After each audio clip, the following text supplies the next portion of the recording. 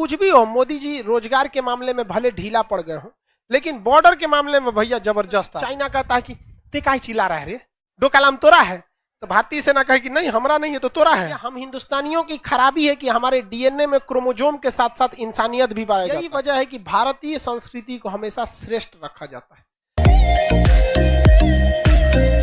भूटान तो और भी पीछे है। भूटान के लोगों का कहना है कि हम लोग दूसरी दुनिया से मिलना ही नहीं चाहते, जबकि रियल में आप कभी भूटान देखेंगे ना, रियल में बहुत शांत देश है। दुनिया में पहली बार सारे लोग जीडीपी की तुलना कर रहे थे, जीडीपी ज्यादा होनी चाहिए, जीडीपी ज्यादा होनी चाहिए। कुछ लोग कह रहे थे कि नहीं प्रति व्यक्ति आय ज्यादा होने चाहिए। पहला देश था भूटान जिसने कहा कि खुशहाली का जीडीपी गिनिए, कौन कितना खुशहाल देश है, और हम लोग खुशहाली में ना पीछे से 10वां नंबर पे, पीछे से। हाँ, मतलब दुनिया में 10 देश है जो जिनसे जो हमसे दुखी है सब, बाकी सब खुश है सब। तो 139 के 139 पे चले गए, तो हम लोग क्या है भैया 139वें नंबर पे चल गए लोग खुशहाली के मैटर में। हालांकि ऐसा नहीं है कि ये रियल आंकड़ा है, ये लोगों से पूछा जाता है आप कैसे कह सकते हैं कि खुशहाल है, अगर हमारा पड़ोसी टाइम पे साथ दे दिया तो हम खुशहाल हैं। अब बताओ जब ये संस्था आई होगी भारत में सवाल पूछने क्या आपका पड़ोसी आपको इमरजेंसी में साथ देगा, तो लोग पहले हाँ ना कहेंगे, पहले गरिया होंगे, वो चट्टा हमारा साथ देगा वो। तो ये ऐसा नहीं कि 100% सही है, बट फिर भी हम लोग खुशहाली के इंडेक्स में बहुत ही पीछे हैं। सबसे पहले किसने चालू किया था? भूटान। भूटान कहता है कि भैया हमें इंडस्ट्री वगैरह नहीं चाहिए, हमें जितना है हम उतना में खुश हैं। यहाँ के लोग बौद्ध धर्म की अधिकता है, बहुत शांति प्रिय देश है, ये दुनिया से कटा हुआ एक तरह से रहता है। चाइना ने सोचा कि इसको निगल जाए, चाइना सोचा क्या करे निगल जाए, तो यहाँ के राजा जिम्ने शेखर यांगचू अभी इन्होंने भारत से कहा भैया बचा लीजिए हमको। भारत ने कहा ठीक है हम बचा लेंगे। कहा कि आप हमारी सेना का मैटर आप देख लीजिएगा, विदेश मंत्रालय आप देख लीजिएगा, बाकी हम चीज खुद देखेंगे। भारत आज भी वहां का विदेश मंत्रालय कौन देखता है? भारत। सलाह वो यहीं से लेते हैं। सेना कौन देखता है? भारत। अगर भारत छोड़ दे, अगर क्या कर दे भारत छोड़ दे, तो कब का वो निकल जाएगा, उसको छोड़ देगा वहां पे, सब शांति प्रिय निकाल देगा वहां पर। कब्जा कर चाइना क्या करता है, पहले कब्जा करेगा यहाँ पर भूटान में, और कोई यहाँ आवाजें नहीं उठा सकता।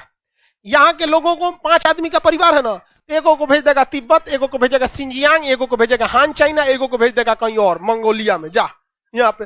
अब वो बेचारा जिंदगी भर अपने परिवार को खोजने में लगा देगा, और जो मेन चाइना के लोग हैं उनको ले आके भर देगा यहाँ पे। कह देगा कि यहाँ के लोगों में तो कोई दिक्कत नहीं है, सब लोग खुशहाल है यहाँ पे। तिब्बत में तो यही किया उसने, मार इधर उधर भगा दिया तिब्बत के लोगों को उसने। तो ये भूटान का भारत साथ देता है तो गलत नहीं करता है, दोनों को फायदा होता है। और रियल में भैया केवल आपको फायदा होगा तो क्या भारत तो इतना फुर्सत धैल कि हम दुनिया को बचाते फिरेंगे। और अब चाइना ने देखा कि भाई साहब यहाँ पे तो भारत बड़ी आगे बढ़ रहा है, तो भारत को नब्ज तोलने के लिए 2017 में उसने यहाँ चाइना का यहाँ पर एक जगह है डोकालाम, क्या है डोकालाम, डोकालाम में वो घुस गया, कहा कि यहाँ हम सड़क बनाएंगे। तो भूटान भारत के पास किया कि वो सड़क बना रहा है यहाँ पर, उसको लगा कि सोच रहा है यहाँ भारत चुपचाप रहेगा। अजब हाल है भैया। देखिए कुछ भी हो, मोदी जी रोजगार के मामले में भले ढीला पड़ गए हो, लेकिन बॉर्डर के मामले में भैया जबरदस्त आदमी है। ये बात हम भी बहुत मानते हैं, यहाँ पर एक नंबर है। बॉर्डर नीति में हम कोई दो राय नहीं है। थोड़ा रोजगार के मुद्दा पे आंख मूंद लेते हैं, दूर से हमको क्या दिक्कत है यहाँ, ये गड़बड़ है। लेकिन बॉर्डर वाले में कोई समझौता नहीं, तुरंत ही यहाँ से भारत सरकार ने भी सेना लगा दिया।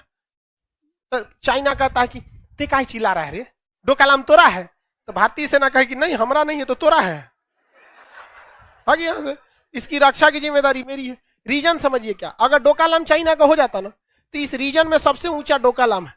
यहां से सीधे भारत की इस चिकन नेक पर नजर रख लेता। अगर ये रास्ता कट गया तो भारत का इस एरिया में कनेक्टिविटी खत्म, कनेक्टिविटी खत्म। तो भारत के लिए भूटान एक तरह से और भी ज्यादा जरूरी है। तो डोकालाम किसका है? भारत का नहीं यार, भूटान का। भूटान की सुरक्षा की जिम्मेदारी किसकी है? भारत। उसके विदेश मंत्रालय क्या?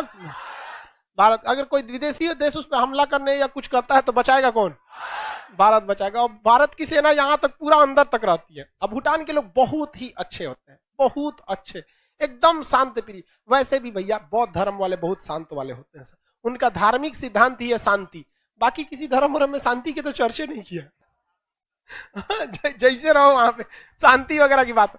इसकी राजधानी है, भूटान की राजधानी क्या है? थिम्पू। अब सोचिए थिम्पू कितना मतलब पुराने जमाना का है कि 2012 में यहाँ पहला सिनेमा घर खोला गया। 2012 में। उस समय हम लोग कितना आगे निकल गए। ये पूरी तरह से नेचुरल रहना चाहता है। यहाँ भूटान में पहाड़ ज्यादा है सब, पहाड़ ज्यादा होने की वजह से बादल वगैरह से ये हमेशा पहाड़ टकराते रहते हैं, धड़ाम धड़ाम टकराते रहते हैं, इसलिए इसे लैंड ऑफ थंडर बोल्ट कहते हैं, तड़ित झंझावात का शहर। और यहाँ से जो नदियां निकलती हैं उन नदियों में रफ्तार बहुत तेज होता है। तो भारत सरकार ने भूटान से कहा कि देखो भैया, तुम्हारे पास न पैसा है न टेक्नोलॉजी है, हम एक काम करते हैं, इन नदियों पे हम बांध बना देते हैं। इन नदियों पे क्या करते हैं, बांध बना देते हैं। इस बांध से बिजली बनेगी, जितना तुमको बिजली की जरूरत होगी तुम अपना फ्री में ले लेना, बची हुई बिजली को तुम भारत को बेच देना, न कि हम फ्री में लेंगे। यही वजह है कि भारतीय संस्कृति को हमेशा श्रेष्ठ रखा जाता है कि हम लोग छोटे से छोटे देश को कभी सता के कचल के आगे बढ़ना सीखे ही नहीं। यह हम हिंदुस्तानियों की खराबी है कि हमारे डीएनए में क्रोमोजोम के साथ साथ इंसानियत भी पाया जाता है, बाकी दुनिया में कहीं नहीं पाया जाता। वरना खुद बता भाई, टेक्नोलॉजी हमारी, सीमेंट मसाला सभी चीज हमारा, इंजीनियर हमारा, पैसा हमारा,